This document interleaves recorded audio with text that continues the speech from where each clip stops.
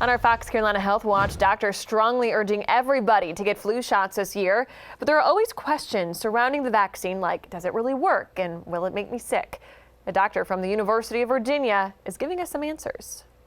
I just want to emphasize the importance of the flu shot. And, now that we're entering flu season, for a couple of reasons. Number one is that we really don't know what happens if you come down with the flu and COVID at the same time. And if COVID overwhelms the immune system, if you add the flu on top of that, it could make this an even deadlier combination. And then secondarily, we think about the flu as kind of not a big deal or something that happens every year, but the reality is that thousands of people die from the flu every year, and many more thousands become critically ill and end up in the hospital, sometimes on ventilators, as we're seeing with COVID as well. And I see a lot of people who hesitate with the flu shot.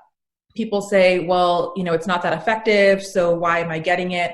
And I just want to emphasize that the point of the flu shot is really to prevent mortality, so to prevent death from the flu. And so it's true that the shot does not completely prevent you from getting the flu at some point during the season, but it's much more likely that you'll have a very mild case. The other thing that I hear a lot about the flu shot is people say, well, the flu shot gave me the flu, or the flu shot made me sick.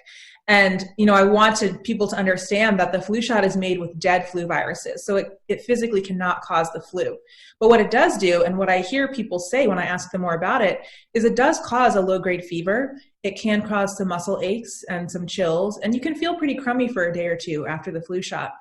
And that's just the body's immune system reacting the way we actually want it to, making those good antibodies, those soldiers, to fight the flu if we actually come into contact with it.